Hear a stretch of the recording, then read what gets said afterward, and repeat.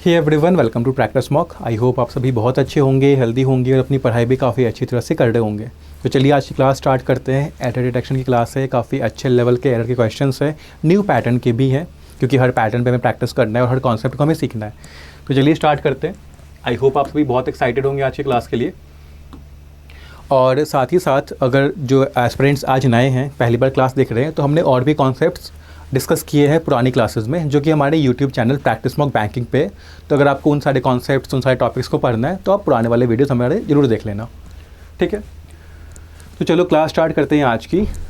थोड़ा सा different pattern है, तो पहले डायरेक्शन पे हम ध्यान देंगे कि जब भी हमें थोड़ा सा डिफरेंट पैटर्न दिखे किसी भी क्वेश्चन का, तो डायरेक्शन पढ़ लेना चाहिए अच्छे से। क्या कह रहा है? In the question given below a sentence is given divided into parts. One of the parts may contain an error. Identify the part that contains the error and mark it as the answer. Ignore errors of punctuation. In case the sentence is correct as it is, mark option E, that is no error. Note that words in bold are grammatically and contextually correct. क्या कह रहा है? एक sentence दिया है, sentence को parts में divide किया है। एक पार्ट में एरर हो सकता है या नहीं भी हो सकता है। अगर एरर है तो वो वाला पार्ट हम मार्क करेंगे, अगर एरर नहीं है तो नो एरर करके आगे बढ़ जाएंगे, ठीक है। नोट में क्या कह रखा है कि कुछ वर्ड्स है बोल्ड में जो कि ग्रामेटिकली या कॉन्टेक्चुअली करेक्ट है। यानी जैसे आपको दिख रहा होगा ये बोल्ड वर्ड्स, तो इनमें कोई एरर नहीं है, ये ग्रामेटिकली और कॉन्टेक्चुअली दोनों ही वे में सही है। हमें इनमें देखना है। चलिए देखते हैं क्या कह रहा है sentence. The oil discovery led to the development of the petrochemical industry and also the establishment of industries that strongly dependent on oil. जो ऑयल की डिस्कवरी थी उससे क्या हुआ? पेट्रोकेमिकल इंडस्ट्री का डेवलपमेंट हुआ और साथ ही साथ इंडस्ट्रीज़ भी स्थापित हुई। कैसी इंडस्ट्रीज़? जो कि स्ट्रांगली डिपेंडेंट थी ऑयल पे। अब एरर कहाँ पे? एरर है हमारा यहाँ पे, बहुत छोटा सा एरर है, यहाँ पे है एरर। देखो, जब भी आर्टिकल्स आपको दे रखा हो, जैसे कि ए हो, एन हो, द हो, तो इसके बाद हमेशा नाउन आता है। याद रखना, आर्टिकल के बाद ए एंड द के बाद हमेशा नाउन आता है। यहाँ पे हमें द आर्टिकल दिख रहा है, तो इसके बाद नाउन आना चाहिए, बट क्या आया है? एस्टैब्लिश। एस्टैब्लिश क्या है? वर्ब है। गलत है। क्या होगा? एस्टैब्लिश की वर्ब फॉर्म, नाउन फॉर्म क्या होती है? एस्टैब्लिशमेंट होती है। एस्टैब्लिशमेंट। तो ये वाला कॉन्सेप्ट हमेशा याद रखना, ए एंड द के बाद हमेशा नाउन आता है, ठीक है। काफ़ी छोटा सा एरर था, सॉल्व कर दिया, आगे बढ़ते हैं।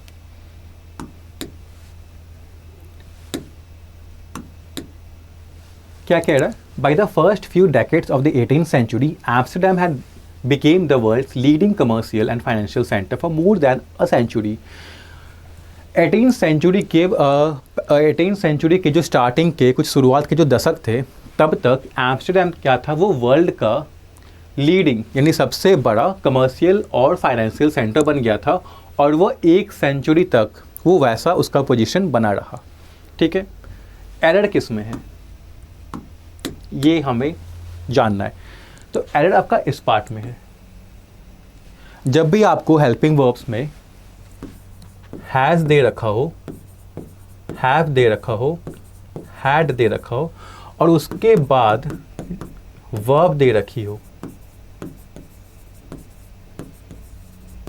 तो वो वर्ब हमेशा थर्ड फॉर्म में आएगी। कौन से फॉर्म में आएगी? थर्ड फॉर्म में। यहाँ पे हैड बिकेम लिखा है, बिकेम कौन सा फॉर्म है? सेकंड फॉर्म है। एक बार देख लेते हैं क्या होता है। फर्स्ट फॉर्म क्या होती है? फर्स्ट फॉर्म होती है बिकम। सेकंड फॉर्म क्या होता है? बिकेम। थर्ड फॉर्म क्या होती है? ये भी बिकम होती है। Become, became, become. तो हमें क्या चाहिए? ये बिकम चाहिए। यहाँ पे बिकेम लिखा है, ये गलत हो गया। क्या होगा? Become, had, become. तो ये कॉन्सेप्ट हमेशा याद रखिएगा आप लोग। जब भी हैज़ हो, हैव हो, हैड दिया हो, उसके बाद वर्ब आए तो वर्ब हमेशा थर्ड फॉर्म में होगी, ठीक है। तो कहाँ पे एरर था हमारा? सी पार्ट में था। मार्क करते हैं और आगे बढ़ते हैं। ओके, क्या लिखा है? Years of bad harvest leading up to the revolution also inflamed popular resentment of the privileges enjoyed by the clergy and the aristocracy.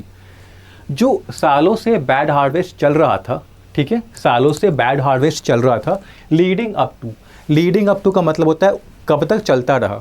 तो ये जो बैड हार्वेस्ट था कब तक चलता रहा, रेवोल्यूशन तक चलता रहा।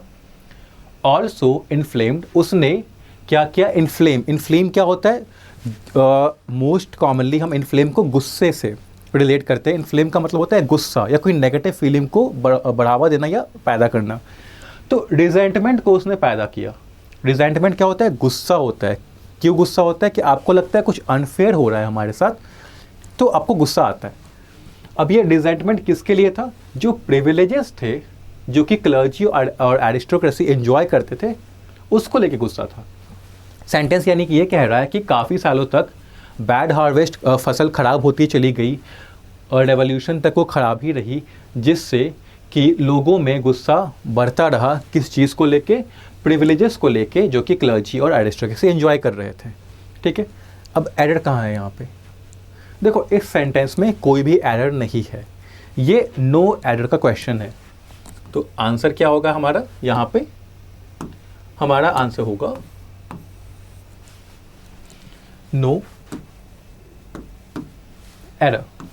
ठीक है, अब पता कैसे करना है सेंटेंस में एरर है या नहीं है। देखो एरर तो दिख जाता है, कभी कभी दिख जाता है हमें एकदम से कि हाँ 2 + वर्ब 1 वर्ब की फर्स्ट फॉर्म आनी चाहिए, या फिर सब्जेक्ट सिंगुलर है, वर्ब प्लूरल दे रखा है। बट यहाँ पे कैसे हमें पता करेंगे, नो एरर में बच्चे बहुत फंसते हैं। तो मैं आपको बताता हूँ कैसे आप करोगे नो एरर वाला क्वेश्चन।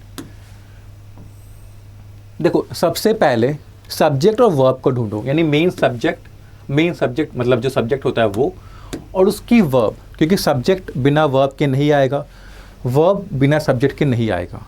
तो सब्जेक्ट वर्ब को ढूंढो। सब्जेक्ट क्या होता है, नाउन होता है। हम देखते हैं कितने नाउन है यहाँ पे। एक नाउन ये हो गया, ईयर्स ऑफ बैड हार्वेस्ट। ठीक है, नाउन 1 हो गया, चलो इसको नाउन 1 मान लेते हैं। दूसरा हो गया रेवोल्यूशन, ये उसको मान लेते हैं नाउन 2।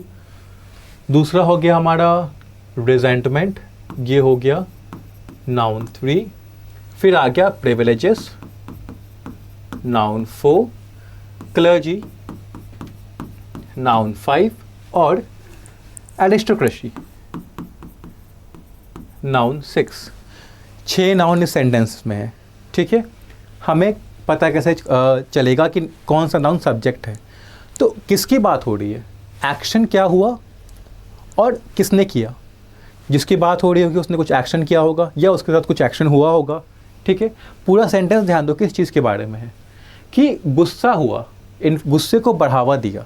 ठीक है, वो गुस्सा किससे रिलेटेड था, तो प्रिविलेजेस से रिलेटेड था। और प्रिविलेजेस कौन एंजॉय कर रहे थे, तो क्लर्जी और एरिस्टोक्रेसी एंजॉय कर रहे थे। तो क्या ये सेंटेंस गुस्से के बारे में है, गुस्से के बारे में। तो चलो एक पार्ट है कि गुस्सा हुआ, इन्फ्लेम हुआ, कॉज हुआ गुस्सा, बट कॉज किसने किया, कोई चीज़ थी जिसने गुस्सा कॉज किया। गुस्सा किससे रिलेटेड था, प्रिविलेजेस और क्लर्जी, और प्रिविलेजेस से रिलेटेड था क्लर्जी और एरिस्टोक्रेसी से। तो हमें पता है गुस्सा कॉज किया। ठीक है, यानी कि ऑब्जेक्ट बनाना, ये जो रिजेंटमेंट क्या है, ये ऑब्जेक्ट है वर्ब का, क्योंकि ये रिजल्ट है उस एक्शन का। एक्शन क्या है, इन्फ्लेम्ड। ठीक है, तो हमें इसका वर्ब मिल गया। ठीक है, मिला, इसका वर्ब मिल गया, क्योंकि गुस्से के साथ एक्शन कौन सा जुड़ा है, इन्फ्लेम्ड पॉपुलर रिजेंटमेंट, बढ़ावा दिया, पैदा किया किसको, रिजेंटमेंट को। तो ये ऑब्जेक्ट है, तो ये रिजेंटमेंट सब्जेक्ट नहीं हो सकता। ठीक है, इन्फ्लेम किस चीज़ ने किया, सेंटेंस किसके बारे में है, कि जो सालों से हार्वेस्ट होती आ रही थी, जो कि रेवोल्यूशन तक चली, उसने गुस्से को किया प्रोड्यूस। यानी ऑब्जेक्ट अगर वर्ब का ये है, तो इसका सब्जेक्ट क्या है, ये है ईयर्स ऑफ बैड हार्वेस्ट। मिल गया सब्जेक्ट हमें। ठीक है, कैसे मिला हमें सब्जेक्ट, हमें देखा पॉपुलर रिजेंटमेंट है। ठीक है, यानी गुस्सा है। फिर हमें देखा कि गुस्से को कॉज किया गया है। गुस्से को कॉज किया गया है मतलब कि जो कॉज्ड वर्ब है उसका ऑब्जेक्ट है गुस्सा, तो किसी चीज़ ने कॉज किया होगा ज़रूर, तो उसका सब्जेक्ट बन गया वो। तो हमें सब्जेक्ट वैसे मिल गया। ठीक है, बाकी के नाउन्स भी देख लेते हैं कि नाउन 3 क्या है, ये ऑब्जेक्ट है। नाउन 1 हमारा सब्जेक्ट था, और सब्जेक्ट का वर्ब था ये इन्फ्लेम्ड, जो कि जिसका ऑब्जेक्ट ये रिजेंटमेंट था। अब हमें कुछ और भी वर्ब्स दिख रहे हैं, जैसे लीडिंग अप टू। ठीक है, ये भी एक वर्ब है।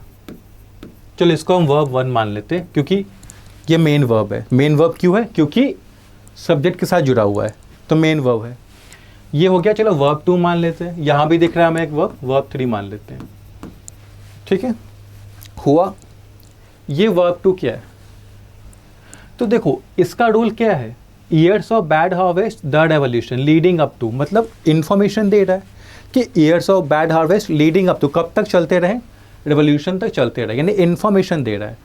यहाँ भी देखो privileges enjoyed by the clergy and aristocracy, privileges कैसे प्रिविलेजेस, जो कि क्लर्जी और एरिस्टोक्रेसी एंजॉय करते थे, यहाँ भी इंफॉर्मेशन दे रहा।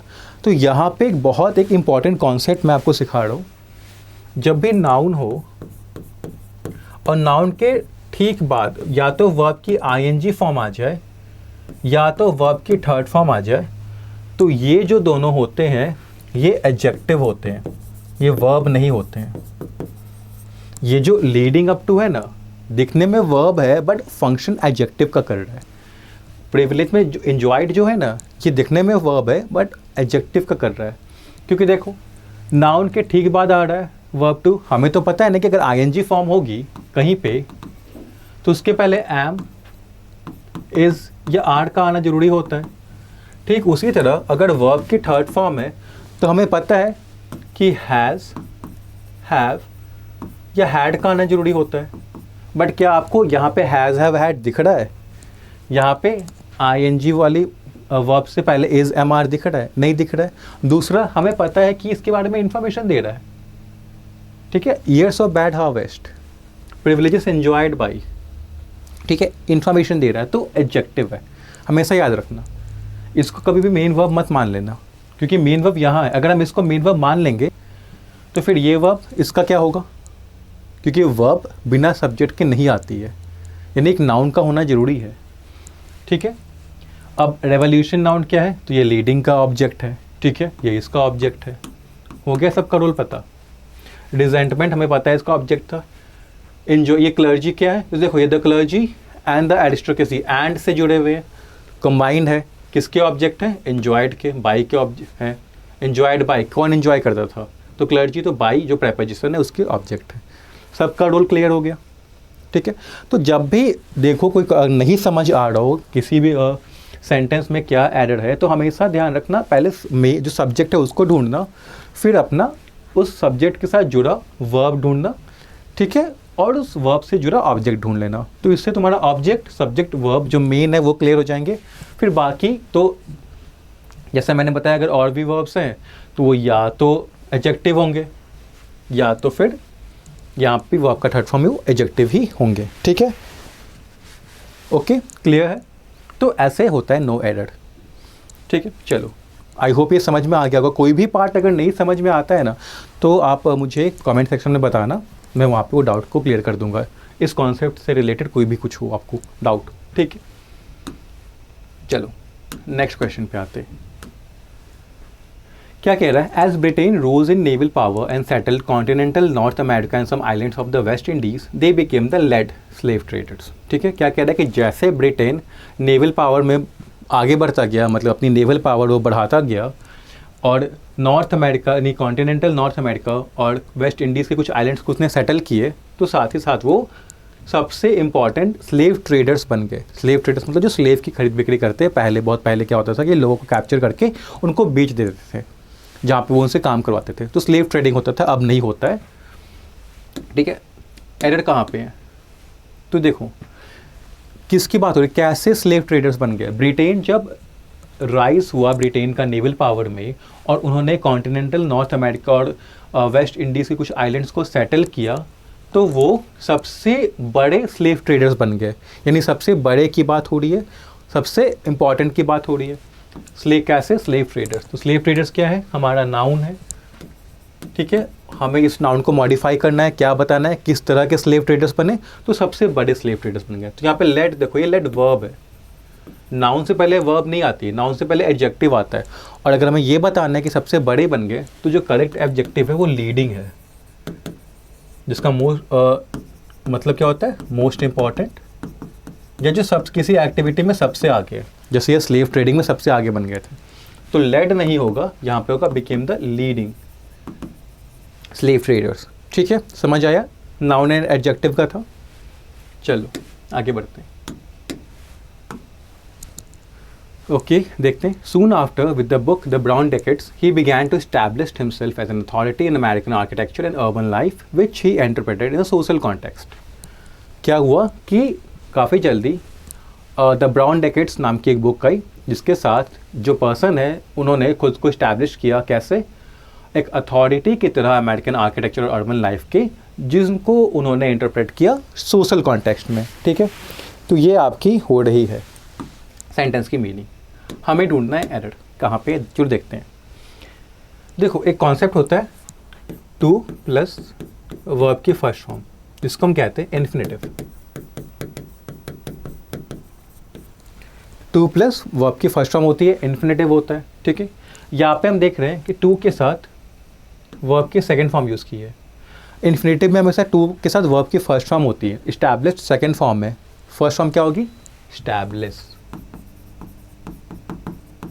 यानी कि यहाँ पे क्या आना चाहिए था, he began to establish himself. ठीक है, तो इन्फिनेटिव का यहाँ पे एरर था, तो बी में था. ठीक है, चलो आगे बढ़ते हैं.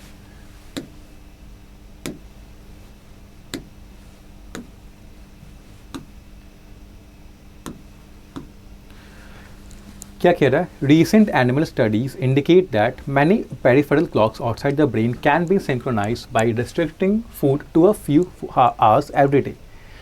कुछ एनिमल स्टडीज़ हुए हैं रिसेंटली जो ये बताते हैं कि बहुत सारे पेरिफेरल क्लॉक्स है ब्रेन के बाहर होते हैं, जिनको सिंक्रोनाइज किया जा सकता है किससे, रिस्ट्रिक्टिंग फूड को रिस्ट्रिक्ट करके कुछ घंटों के लिए हर दिन. ठीक है, एरर किस में है, देखो recent animal studies plural noun है. ठीक है, इंडिकेट तो प्लूरल नाउन के साथ हमने प्लूरल वर्ब भी यूज़ की है, और ये क्या है, प्लूरल नाउन है, तो ये बिल्कुल सही है. That many peripheral clocks, many के साथ हमेशा प्लूरल नाउन आता है, तो ये भी सही है. Outside the brain can be synchronize. अब देखो जहाँ भी कैन भी लिखा हो, कैन के साथ बी लिखा हो, तो वर्ब हमेशा थर्ड फॉर्म में आएगी. पैसिव वॉइस होता है कैन बी, वर्ब की थर्ड फॉर्म. सिंक्रोनाइज क्या है, वर्ब की फर्स्ट फॉर्म है. गलत हो गया, क्या होगा, सिंक्रोनाइज्ड. हमेशा याद रखना कैन बी. अभी कैन की जगह कोई भी मोडाल वर्ब हो सकता है, आपका शैल हो सकता है, माइट हो सकता है. हमेशा याद रखना कि अगर बी के साथ है तो वर्ब की थर्ड फॉर्म होगी. बट अगर डायरेक्ट है, अगर माइट हो गया, शैल हो गया, कैन हो गया, इसके बाद अगर डायरेक्ट वर्ब दे रखी है तो वो फर्स्ट फॉर्म में आएगी. बट अगर बीच में अगर बी आ गया तो वर्ब थर्ड फॉर्म में चली जाएगी. ये होता है आपका एक्टिव वॉइस, ये होता है पैसिव वॉइस. एक्टिव वॉइस मतलब जो सब्जेक्ट है वही एक्शन कर रहा है. पैसिव वॉइस सब्जेक्ट एक्शन नहीं कर रहा है, सब्जेक्ट पे एक्शन हो रहा है. जैसे यहाँ पे देखो, जो पेरिफेरल क्लॉक्स थे इनको सिंक्रोनाइज किया जा सकता है. कौन करेगा, ये एक्शन. अगर हम फूड को रिस्ट्रिक्ट कर देंगे तो वो पेरिफेरल क्लॉक्स को सिंक्रोनाइज कर देगा. पेरिफेरल क्लॉक्स कुछ भी सिंक्रोनाइज नहीं कर रहे थे, यहाँ पे उनको सिंक्रोनाइज किया जा रहा था, तो सब्जेक्ट पे एक्शन हो रहा था, कर कोई और रहा था. ठीक है, तो हमेशा तो ये पैसिव वॉइस में हमेशा हम बी का यूज़ करते हैं.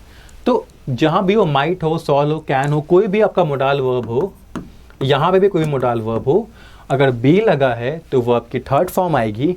अगर डायरेक्ट वर्ब आ जाती है मोडाल वर्ब के बाद तो वो एक्टिव वॉइस में होता है, फिर वहाँ पे वर्ब की फर्स्ट फॉर्म आएगी. ठीक है, चलो नेक्स्ट पे आते हैं. क्या है क्वेश्चन, पढ़ते हैं. On lighter evenings there might even still be some solar power available to further reduce the net demand for fossil fuels. कि लाइटर इवनिंग्स मतलब ऐसी इवनिंग जहाँ पे लाइट इवनिंग्स का मतलब क्या होता है, जहाँ पे सूरज की रोशनी थोड़ी कम है.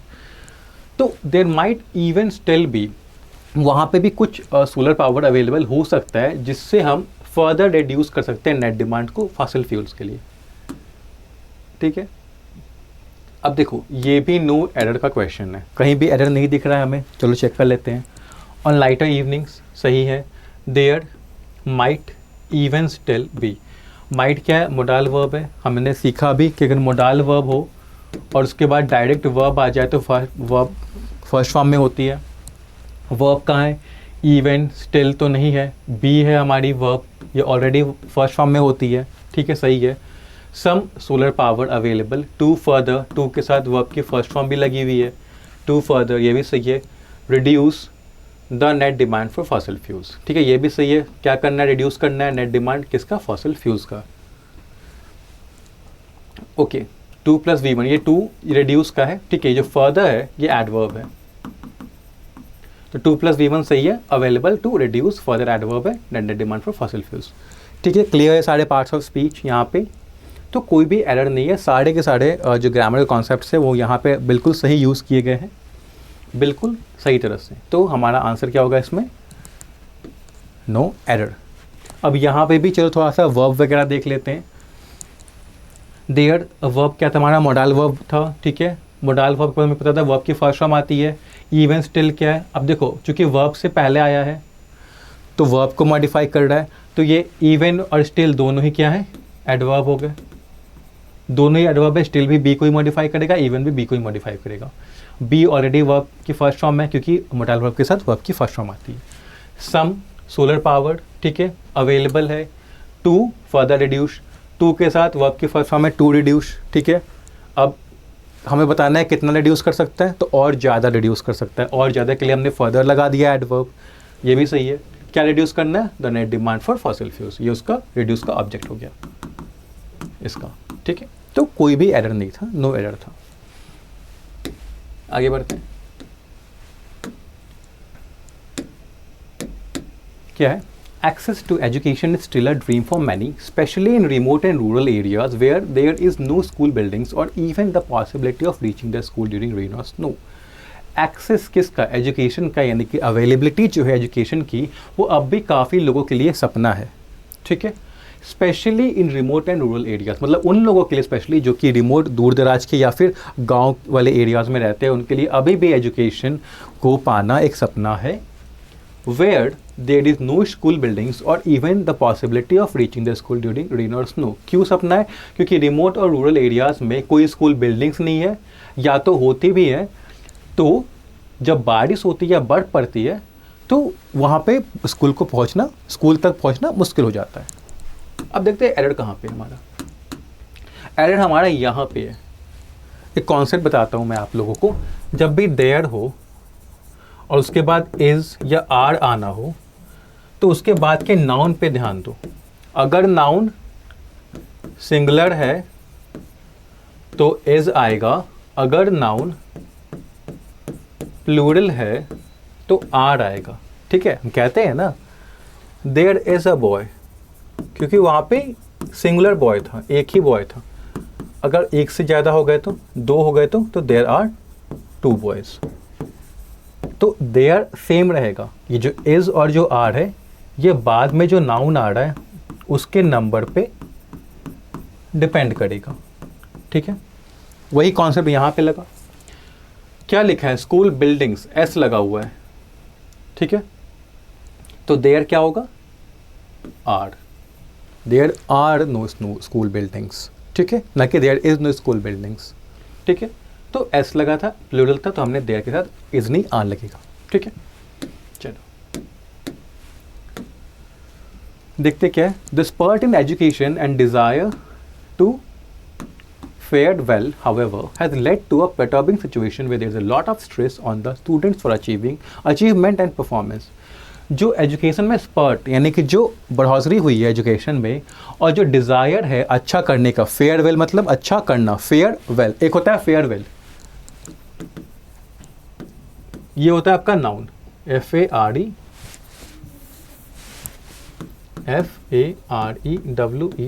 ये आपका नाउन है। ये होता है कि जब हम किसी को, कोई जा रहा होता है तो हम कुछ इवेंट वगैरह रखते हैं सेलिब्रेट करने के लिए, उसको अच्छा फील कराते हैं कि हाँ आप जा रहे हो बट हमारे लिए आप इंपॉर्टेंट थे, तो हम यूज़ करते हैं फेयरवेल। एक होता है हमारा फेयरवेल, यहाँ पे फेयर और वेल अलग अलग लिखा होता है। ये होता है वर्ब, इसका मतलब होता है अच्छा करना, ठीक है, अच्छा करना, जहाँ पे फेयर वर्ब है, वेल हमारा एडवर्ब है, ठीक है। इसको यहाँ पे लिख देता हूँ, ये जो वेल है ये हमारा एडवर्ब होता है और ये फेयर वर्ब होता है, और ये अलग अलग लिखे जाते हैं।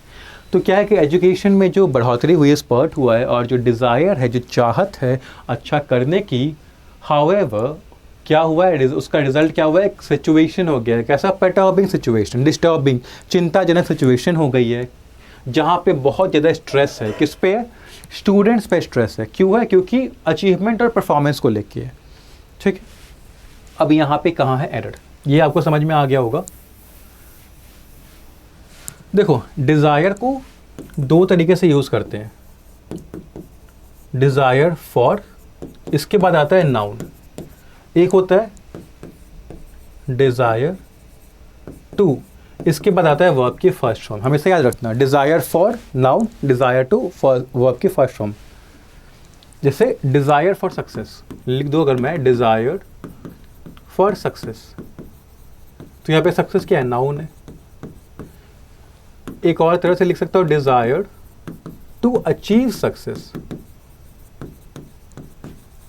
तो यहाँ पे टू अचीव क्या हो गया, इन्फिनेटिव वर्ब हो गई, 2 + V1, और ये उसका ऑब्जेक्ट हो गया।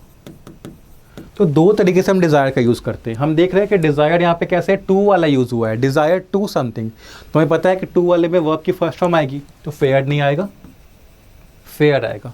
ठीक है, ये था एरर इसमें। बढ़ते हैं नेक्स्ट पे।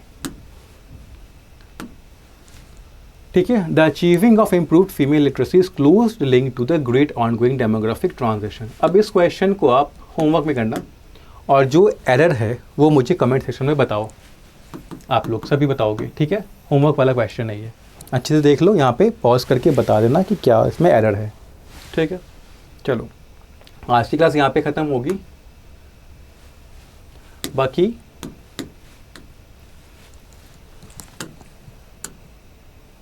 अगर आप में से किसी को भी कोई मॉक टेस्ट लेना है या कोई और रिसोर्सेज लेने हैं, जैसे आपको PDF कोर्स लेना है, वीडियो कोर्स लेना है, मॉक टेस्ट, तो अगर आपको लेना है तो आप अभी भी न्यू ईयर सेल हमारा चल रहा है, जहाँ पे 40% का डिस्काउंट हम दे रहे हैं आपको। कूपन कोड लगाना है न्यू ईयर, NEWYEAR।